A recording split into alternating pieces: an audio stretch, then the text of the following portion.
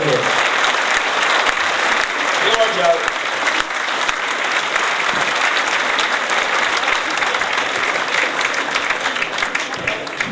When the hell did that get here?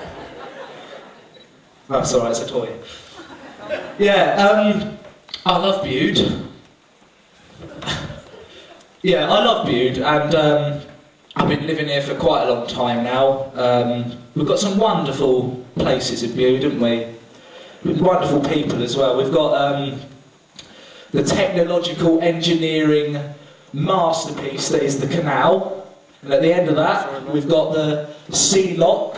Correct me if I'm wrong, but that's the only sea locks in the country.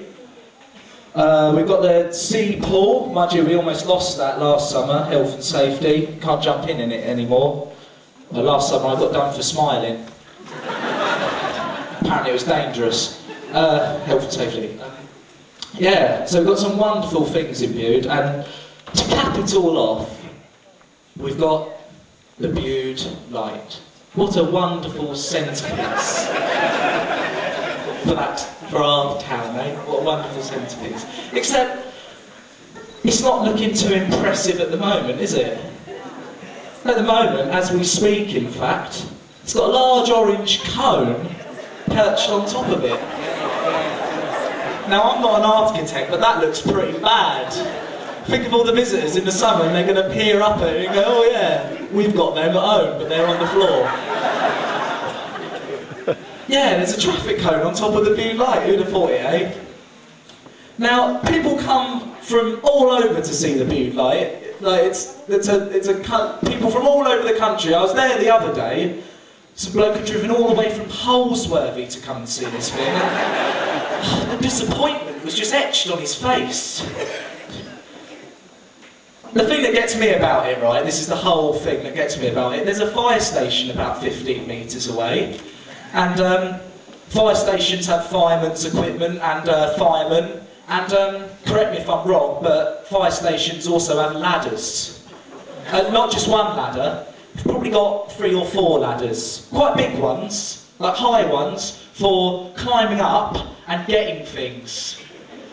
Has the thought never occurred to them in the 2 weeks that it's been there to just hop over there and just get it down?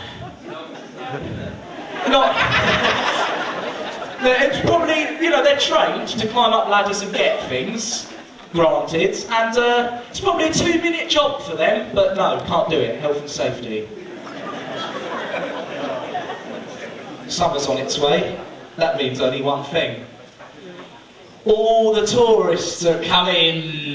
They're all coming down. You can hear them in about July. You can hear the rumble. And, well, it's not such a bad thing, is it? They bring money to the town. You know, they spend money in our shops. Gives us money. I'll tell you when it is a bad thing, though. When they're eating a pasty. Because you lot all obviously eat pasties. I mean, I eat pasties. And, do you walk really slowly when you're eating a pasty? Ebbets do. What is that? Have you ever been stuck behind a family of 5? It's a nightmare. Do they put some sort of Emmet tranquiliser in it that only affects Emmets? What's all that with estate agents' windows and boggling in at the power? They've got no intention of moving to Bude. Because I've got the pasty and walking really slowly, I'm going to look. You see, inanely staring at all of these houses that they're never going to buy, but they just look because they've got a pasty. It's not just Kivels that have got them. Webbers have got them. Bond Oxborough have got them. They've all got their pasty lookers. I'll tell you another good thing about the summer. At the end of it, I'm going to be 18. Thanks. Which means I can drink legally. Now, don't get me wrong, I am obviously a teenager and I have had alcohol before. I was at a party last summer and it was one of those good parties. Not the bad ones where you're itching for an excuse to leave as soon as you get into the living room. No, it was a good part, one of the good ones. All your friends were there, the music was good, loads of booze, good party, right? The problem with that is the booze kind of runs out about 2 o'clock in the morning. So there you are. Oh, it's all right, I'll go to the kitchen. There's got to be some booze in the kitchen.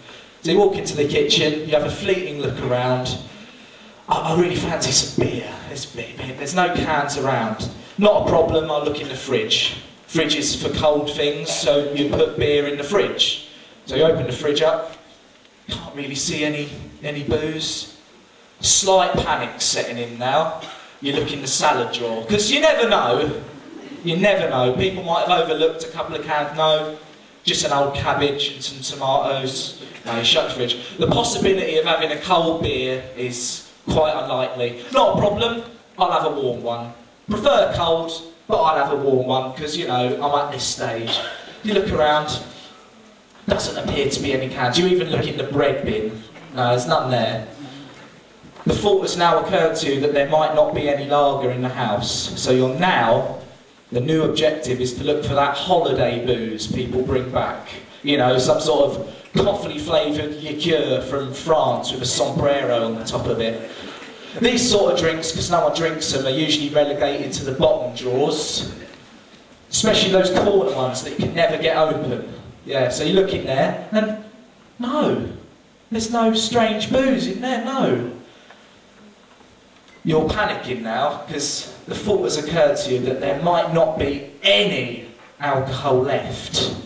And it's at this point you spot it. Right up there on the top shelf, gathering dust. That old ancient relic that is a 1982 bottle of martini.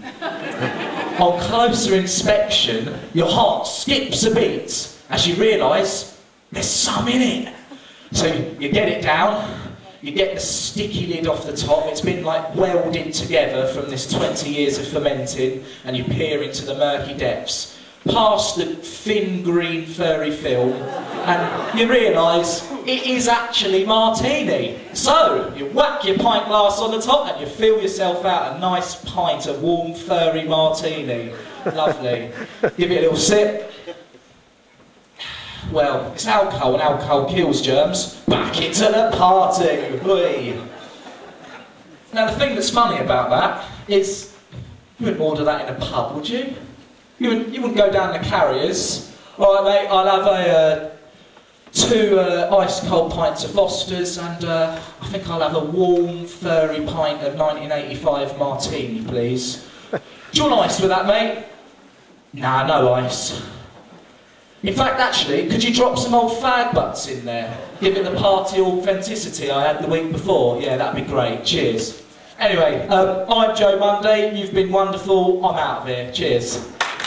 Ladies and gentlemen, big round of applause, Joe Munday. Lovely,